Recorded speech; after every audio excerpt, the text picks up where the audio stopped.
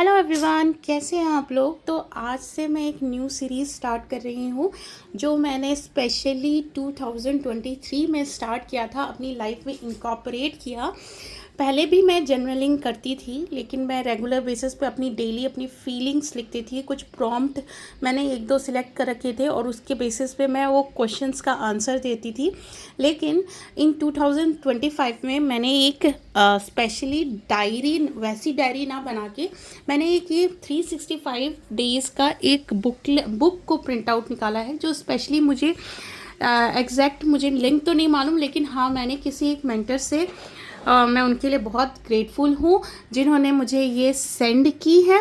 और उनका नाम मैंने, जैसे कहते हैं ना कि मैंने बहुत पहले, और एग्जैक्टली मेरे पास उनका नाम भी नहीं है कि वो कौन से हैं, कौन सी मैम थी, लेकिन मैं बहुत ज़्यादा सच में उनके लिए बहुत ज़्यादा ग्रेटफुल हूँ कि उन्होंने मुझे ये बुक उनके द्वारा पब्लिश की हुई सेंड की।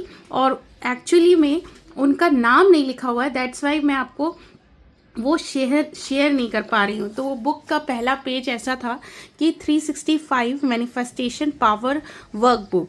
तो इसमें, इस वर्कबुक में क्या है कि डेली बेसिस पे आपको हर एक दिन जो है आपको कुछ चीज़ें लिखी रहेंगी, उसके बारे में आपको अपनी डायरी में इस कॉपी में लिखना है। तो स्पेशली मैंने इस पे प्रिंट आउट निकाल लिया ताकि मैं रेगुलर रह सकूं। तो आज मैं आपके साथ यही शेयर करूंगी और साथ में ही कल से जो है मैं आपको ये डेली बेसिस पे हर दिन का वो दिखाऊंगी कि मैं क्या लिखती हूँ। तो मैंने जनवरी ऑलमोस्ट सब ख़त्म होने वाला है और जनवरी का राइट डाउन कर लिया है, पर ठीक है हम जनवरी से ही स्टार्ट करेंगे। मैं आपके साथ शेयर जनवरी का करूँगी, लेकिन मैं अपना वर्कबुक जो है वो मतलब डे बाय डे जो आगे बढ़ता जा रहा है डेट, उसके अकॉर्डिंग करूँगी। तो यहाँ पे मैंने सबसे पहले जब ये प्रिंट आउट निकाला तो 365 डेज़ का जो है प्रिंट आउट निकाला, और साथ में ही मैंने कुछ 10 पेज इसके ब्लैंक, 5 पेजेस ब्लैंक पेज इसके आगे अटैच करवा लिए अपने स्पाइरल बाइंडिंग में, और 15 पेज पीछे प्रिंट मतलब अटैच करा लिया। इसलिए अटैच कराए कि जैसे कोई चीज़ हमें चाहिए, कुछ राइट डाउन करना है, कुछ अच्छी चीज़ें, या कुछ मुझे गोल्स लिखने हैं, कुछ अपना बकेट लिस्ट बनानी है, अपने अचीवमेंट्स लिखने हैं, तो वो मैं आगे पेजेस में लिख सकती हूँ क्योंकि एज अ ये डायरी मेरे यूज़ होने वाली है। तो यहाँ पे मैंने सबसे पहले आपको बताया है। अब मैं इस डायरी को थोड़ा जूम कर देती हूँ ताकि आप भी देख सकें।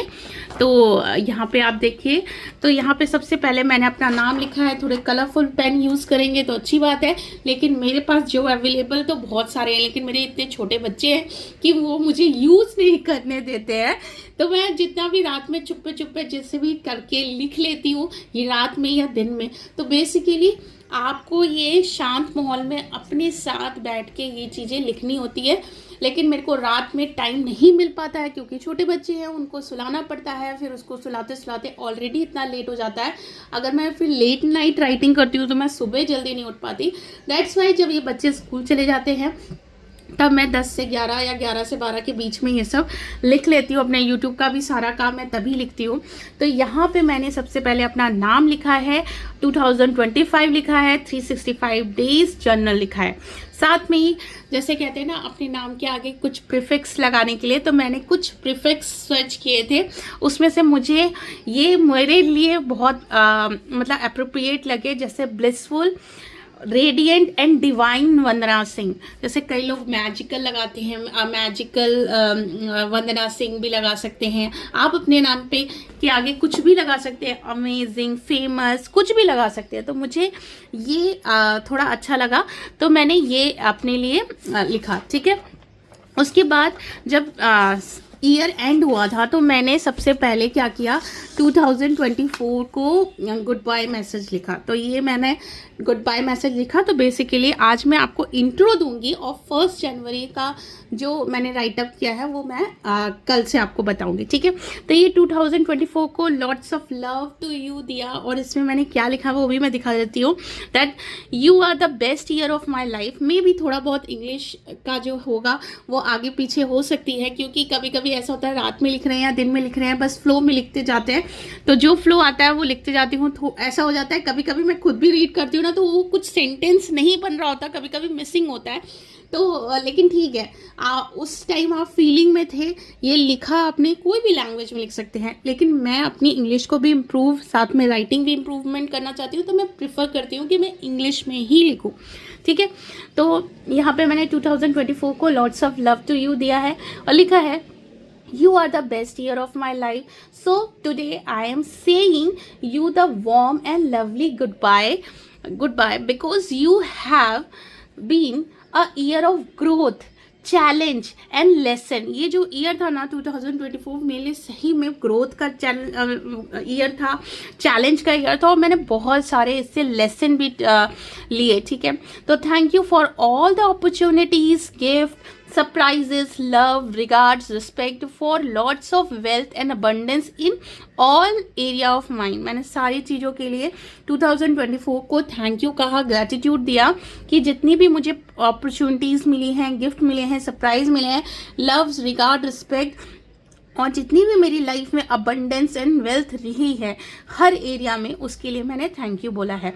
फिर लिखा है you are also pushed me to become a better version of myself. जो 2024 था उसमें मैं, उस ईयर में मैंने बहुत अपने आप का बेटर वर्जन बनाने की कोशिश की और मैं बहुत हद तक काफ़ी कामयाब भी रही। तो इसीलिए मैंने उसको क्रेडिट दिया 2024 को कि यू पुश्ड मी और you make me a better version of my self and I become also and it become also working on, देखो मैंने यहाँ कुछ सेंटेंस गड़बड़ लिख दिया, I become also working on the 2002 for more better, मतलब मेरा कहने का मतलब था मैं 2025 में भी यही करने वाली हूँ कि अपने आप का बेटर से बेटर वर्जन क्रिएट कर सकूँ और इसको बेटरमेंट के लिए यूज़ कर सकूँ। फिर मैंने कहा you have taught me patience, resilience and values of stepping out of my comfort zone. तो अगर आपको अपने लाइफ में बेटरमेंट चाहिए तो सबसे ज़्यादा इम्पोर्टेंट है अपने कंफर्ट जोन से बाहर निकलिए। कंफर्ट जोन से निकलना बहुत ज़रूरी है। तो मैंने वही लिखा है कि resilience, patience and the value of stepping out my comfort zone and thank you thank you thank you, I always remember you, love you a lot, और वंदना सिंह, और साइन किया अपना, और यूनिवर्स ब्लेस्ड चाइल्ड मैं हमेशा लिखती हूँ कि because I am really a universe best child. जब से लॉ ऑफ अट्रैक्शन और मैंने यूनिवर्स और भगवान, आध्यात्मिक, स्पिरिचुअलिटी के ऊपर अपने ऊपर काम किया है, तब से सच में मेरी लाइफ बहुत ज़्यादा ही चेंज हो गई है। इसके बाद ये जो मैं आपको बता रही थी कि प्रीफिक्स जो मैं लिखती हूँ, तो वो यहाँ पे ब्लिसफुल वंदना, उसके मतलब क्या है वो लिखा मैंने, जैसे स्पिरिचुअल, ब्लिसफुल मतलब spiritual embodies joy, happiness and inner peace होना चाहिए। रेडियंट मतलब emits light and positivity. Divine मतलब spiritual connections and higher purpose. Energetic Vandana, luminal Vandana, harmonious Vandana, and इस तरीके से बहुत सारे वंदना लिखे के आगे प्रीफिक्स डाला। और फिर मैंने चूज़ किया कि मैं रैंडम बेसिस पे अपने आगे जो है ब्लिसफुल, रेडिएंट एंड डिवाइन वंदना कहूँगी अपने आप को। ठीक है, तो इस तरीके से फिर मैंने यहाँ पे कुछ जो भी चीज़ आपको अच्छी मिली इंटरनेट पे या कहीं पे भी, जो आपको लगे, आपके थॉट्स आए, कुछ भी आपको लिखने का मन करे, तुरंत डायरी में लिखिए। दैट्स वाई मैंने अपना इसमें 10 to 20 पेजेस एक्स्ट्रा अटैच किए। तो ये कुछ मुझे नेट पे मिला था, वर्ड टू से टू माई किड्स। ये किड्स के डेली बेसिस पे क्या क्या लिखना, बोलना चाहिए, वो सारी चीज़ें लिखा था। जैसे I love you, I am proud of you, ऐसे बहुत सारी चीज़ें हैं। अगर स्पेशली आप बोलोगे तो मैं आपके साथ ये भी शेयर करूँगी। अगर आप स्क्रीनशॉट लेना चाहते हैं तो अभी आप ले सकते हैं। ठीक है, फिर उसके बाद ये लिखा है, अभी इसके आगे ब्लैंक है पेज। फिर उसके बाद मैंने फाइनली जो है जनवरी 1 से स्टार्ट किया था। ठीक है, तो ये पहले मैंने ब्लू पेन से लिखा तो मुझे लगा कि ये विजिबल नहीं है, उतना अट्रैक्टिव नहीं लग रहा, प्लस जो यहाँ पे लिखा था ना वही थोड़ा घिचिर पिचिर हो गया। तो फिर मैंने नेक्स्ट कुछ दिनों बाद जब मुझे रियलाइज़ हुआ, फिर उसके बाद मैंने जो आगे लिखा है कलरफुल पेन यूज़ किए, प्लस साथ में ये थोड़ा ना इसको सेपरेट रखा, तो वो चीज़ अच्छी लग रही है, तो वो मैंने किया। तो ये जनवरी 1 का मैंने जो लिखा है, 1 जनवरी को मैंने क्या क्या चीज़ें इसमें लिखी थी वो मैं आपसे कल शेयर करूँगी। और इस तरीके से आप देखो कि मैंने कितनी मतलब इसको थोड़ा सा जूम आउट करते हैं और आपको दिखाते हैं कि कैसे कैसे ये सारी चीज़ें मैंने लिखी हैं। देखिए इतना अच्छा लगता है अगर आप ऐसे ग्रैटिट्यूड लिखते हो। और ये बुक का ये फ़ायदा है कि आपको बर्डन बिल्कुल नहीं लगेगा। जो उसमें लिखा है, जिस बारे में लिखने के लिए बोला गया वो ही लिखना है। ये 3 जनवरी का हो गया, ये 4 जनवरी का हो गया, फिर ये 5 जनवरी, फिर इस तरीके से लिखा गया। और साथ में ही हम जो है ना कुछ आर्ट्स भी बनाएंगे। जैसे देखिए इसमें स्ट्रेस रिलीविंग आर्ट्स जो होते हैं ना, वो सारी चीज़ें भी आप बना सकते हैं, जिससे और आपका ना सबकॉन्शियस माइंड जो है ना समझता है। तो ये मैंने काफ़ी सारे इसमें आर्ट्स भी बनाए हैं, ड्राइंग भी बनाए हैं, लिखे भी हैं। तो आप ज़रूर से इस सीरीज़ को देखिएगा। मे भी हो सकता है कि मैं ये शॉर्ट्स में डालूं या फुल वीडियोस में डालूं। ये मैं भी देखती हूँ कि कितना टाइम लगता है उसको रीड करने में। फिर उसके बाद फिर हम ये देखते हैं कैसे आप लोग रिस्पॉन्ड करते हैं। फिर मैं बाकी चीज़ें भी आपके साथ शेयर किया करूँगी जो मैं डेली करती हूँ।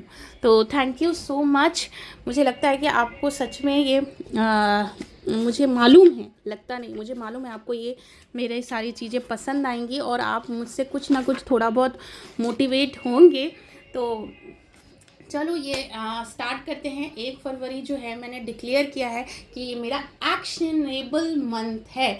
और इसमें मैं बहुत सारे जो भी मैंने अपने 2025 के लिए जो एम, डिज़ायर और गोल बना रखे हैं, उसके लिए मैं फरवरी से अपना गोल सेट कर चुकी हूँ। और फरवरी में एक्शन लेने वाली हूँ। जितने भी मेरे को इंट्यूशन आए हैं, I have written all the thing. And अब जो है वो एक्शन लेने का टाइम आ गया है, तभी वो चीज़ें रियलिटी में आएगी। तो थैंक यू सो मच।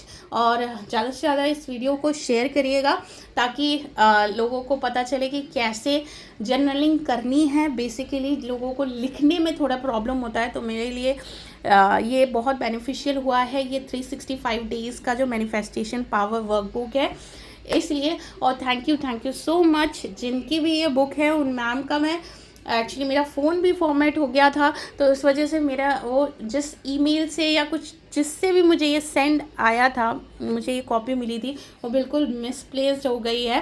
तो मैं एग्जैक्ट नाम नहीं बता सकती, लेकिन हाँ थैंक यू सो मच उन मैम को भी। और थैंक यू आपको जो इस वीडियो को इतने एंड तक आप देख रहे हो। Thank you so much. Thank you universe.